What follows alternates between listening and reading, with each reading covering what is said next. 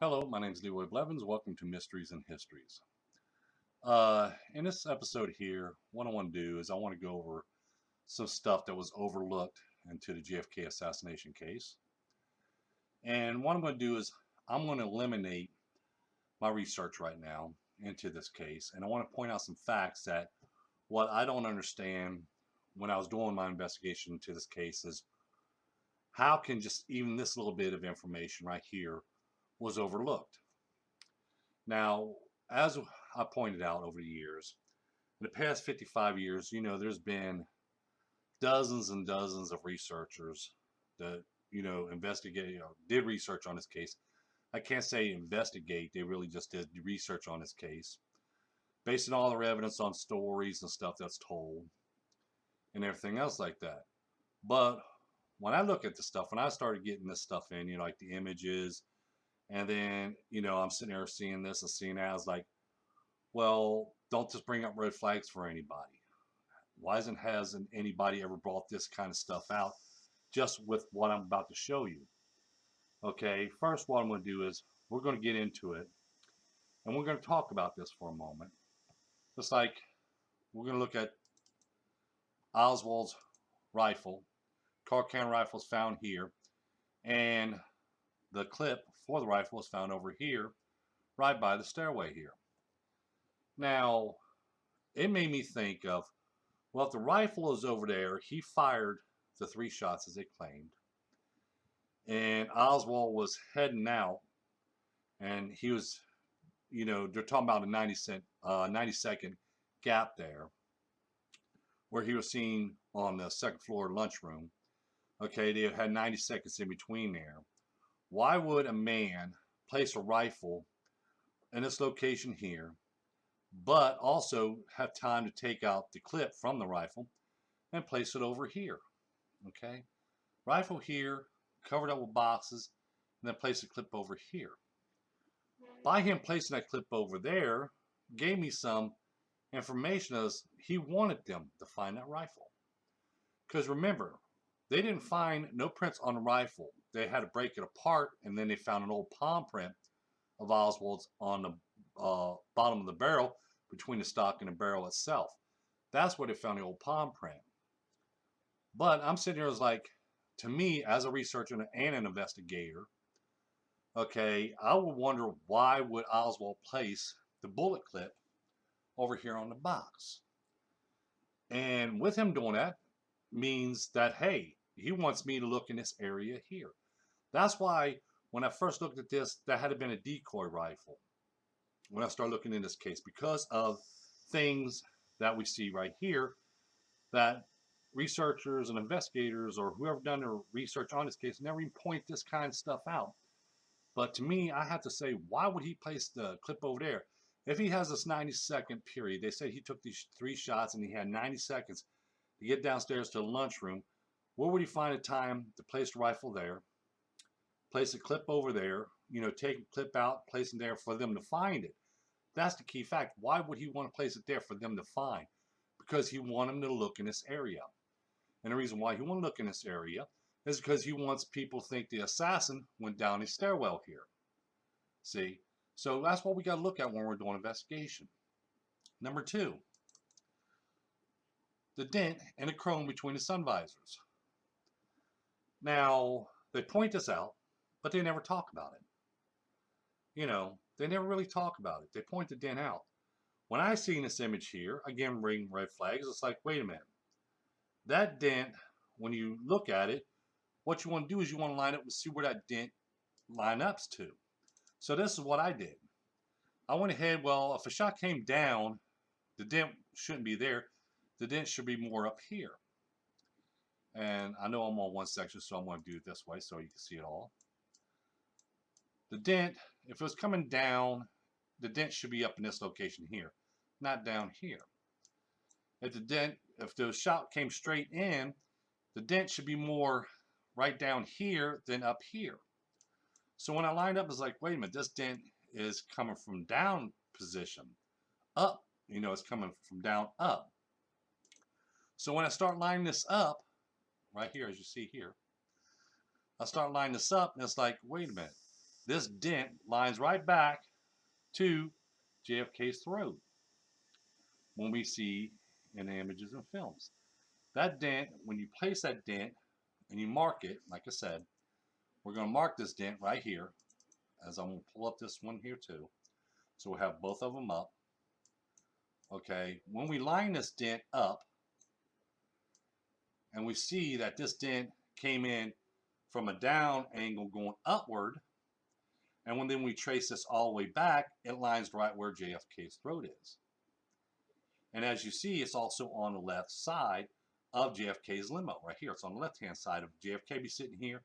His right's on this side, his left side's on this side. So it's going from the right out to the left. Line up just right here, as you see right here. See, again, researchers did not bother paying attention to it. They'll show the image, because I know Robert Groden shows this image. He says, look here, here's another shot. But he doesn't go in detail. He doesn't explain how this didn't occur, because they don't know. They just want to show this one image and say, there you go, that's it. There's your evidence right there. But to me, in my research and in my investigation, I have to say, well, how that dent occurred? When did it occur? And stuff like that. And as you see in my research and my investigation, I go into detail about that. But I'm just talking about that things that people overlook and don't want to bring out. Just like when they show JFK's throat wound. Okay, do they tell us, and they never do, even though in the Warren Commission report mentions it, and also in the doctor reports also mentions it, but in other people's research and everything else like that, they don't mention, hey, that's a tracheotomy. You know, they did a tracheotomy on JFK, as you see right here. They did a tracheotomy and placed a breathing tube down his throat. Okay, that's why the hole is actually larger than what it is. That's actually cut from this point to this point. If they explain that when they show this image, then we would understand more. But they never do that. They just sit there and say, here's the image, there you go. They're saying one thing or another. Okay, now, like I said, we're pointing out red flags here, and this is what always gets me, just like this right here in the windshield. Okay, there's a crack in the windshield. How did that occur? When did that happen? No one knows. Okay, no one knows. So that's why an investigator or a researcher is supposed to dig deep and say, well, let's find out when this occurred. Okay, so we look at it and we say, well, okay, it's a bullet fragment stuck inside the windshield. Okay, we got a bullet fragment stuck inside the windshield. When did it occur? So then we start doing time frames on this, and we see in Allgen's image number 7, I should say. We line that up, and yeah, it's the same mark inside the windshield right there. And as I point out, in frame 394 is when Allgen took image number 7. That's where the shot had occurred between frames 317 on through to 394. So see, we got it pinpointed in there, which I've already pinpointed when it actually occurred, when that bullet struck that windshield. Okay, but again, like I said, stuff like this don't bring up bring up red flags for people to look at. Just like when you look at the image here, and you see in this image here, well, there's a butt plate imprint of a rifle inside on top of this box. But no one ever points this out. No one ever even knew this was there. But this what brings up red flags to me. Again, like I said, what's in front of people, they're overlooking. Also, as you look at this image, we got people looking over this manhole cover. Right here is the manhole cover right here, and we got people standing around that location. Again, brings up questioning. Why are they looking over it? Why is all these people gathered in this one location here for? Well, there is a butt plate imprint of a rifle right here, imprinted on top of this box. But like I said, researchers and stuff just look at this little bit of information here that they overlooked. Just like this image here. Okay, this image here. Okay, let's see. Let's try this image here as well.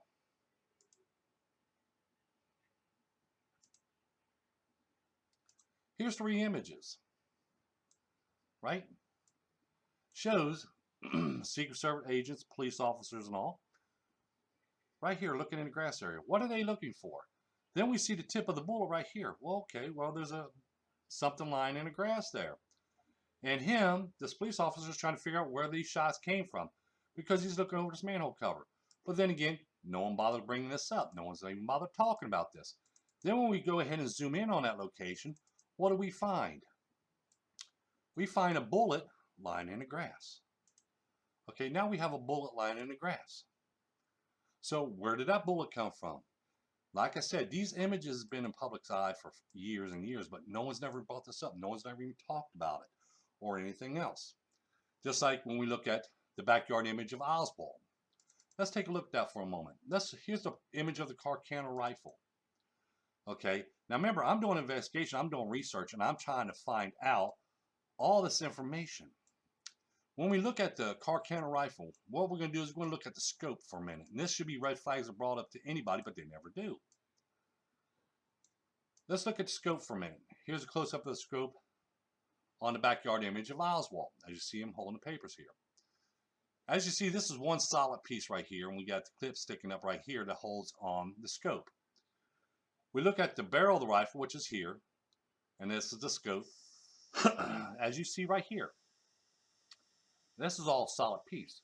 But when we look at the backyard image, we see the barrel of the rifle here, the scope up here, but in between that, we can see Oswald's shirt. You see what I'm saying? We can see Oswald's shirt. And you see how the clips are coming up right here on the scope right here? Are sticking up high and they got screws on them.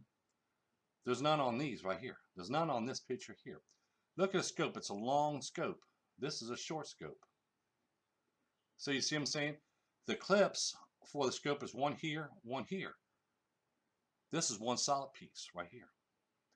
So you see, again, this is information that was overlooked. Been in front of the public's eye for all these years, but overlooked. Governor Connolly's seat, where he was sitting in. There's a bullet hole in his seat. Again, no one's ever bothered paying attention to it. No one's bothered even looking into it and investigating and said, hey, wait a minute, where did this bullet hole come from? You see what I'm saying? Again, no one's ever even bothered talking about it or bringing it up. Let's look at the autopsy images of JFK. We see the autopsy image right here. Okay, but we see a bullet hole here. We see a bullet hole here. Wait a minute, he was supposed to be shot in the head once. But here's two bullet holes right here. Then we go into the scalp part of it. As you see right here, the inside, which shows the inside of the scalp, and the skull of JFK. We see the impression of the bullet hole, impression of the bullet hole here and here. That's two. Excuse me, not one. Same thing in the skull itself. Again, images tells us a story. But then again, people want to overlook it. People don't want to talk about it. You see what I'm saying? Look at this. This is just a little bit of evidence that's been in front of the public's eye. I just wanted to point out. Now, like I said, you have dozens and dozens of researchers over the years doing investigation into this case, doing research in this case, writing the books and everything else. And what always got me is when I was reading their books, and when I first started in this, and I started seeing these images and stuff like that, red flags was coming up to me left and right when I was looking at these images and stuff like that. But not one of this image, none of these stuff was talked about. None of this stuff was talked about in anybody of the books. Just like me. I had to look, why is these officer and stuff like here in this location here, the manhole cover and stuff. And then I start finding more evidence where here we got an image right here that shows people around the manhole cover and stuff like that. Then we start going into it and then we know, hey, two shots, even at night. If you look right here, they even took a picture of the manhole cover at night. Why? Question, red flag up. Why would they take an image of a manhole cover? If it has nothing to do with the JFK assassination, why take the image? Do you see what I'm saying? Give me something to think about there for a moment. So it's like something happened in that manhole cover. Then we start adding the other images together. We add this together, add that together. Look at this, look at that, look at this, look at that. Then when we start investigating more and more research just on one shot or two shots, then we find the evidence was like, okay, now we know there was two bullets striking that manhole cover after we put all the evidence together. But it only takes one image, like here. One image would bring up a red flag to me and say why. That's what a researcher does. That's what an investigator does. He tries to figure out why does this image has anything to do with the JFK assassination. Why was this here so important for them to take a picture, especially at night, the day of the assassination? Why is this police officer pointing in this direction here? Why? There's that manhole cover right here. Why does he stand by that manhole cover? What's right here? And like I said, the images. How was there a bullet lying in the grass there? Where did that bullet come from? Okay, and then we put two and two together. We find out it's from the manhole cover and stuff. So see, that's how I've gathered all my information. I wanted to make this video here to give people something to think about and show some things of, and ask that question, why did they overlook all this stuff? Okay, like I said, when I start pointing out things and I start seeing something that starts bringing up red flags to me, so I'm going to investigate certain things. Like this image here, I did an investigation. Why? Where was this dent come from? What angle is this dent and everything else? Because I want to know where this bullet came from. They ain't never done that. No one's never done it before. Me, Oswald's, place a rifle here, the car camera right here, by the stairway, but places now, mind you, the clip for the rifle over here on the box, in plain view for someone to see. You see, these are questions that brings up to me is like, why did he do this? Why did he do that? Because he wanted somebody to find the rifle in that location. If he didn't put that there, they probably would have still been looking for hours on end. But with him placing that there, they gave him a location to look in, and then they found the rifle. Give you something to think about there. Like I said, this is here just a few images. A few images could tell a big story and bring up dozens of red flags. But why hasn't anybody ever done this before? Why hasn't anybody ever gone over this? Always in the description down below, you find a site where you can order my book, Evidence Conspiracy, only book you ever need in JFK assassination.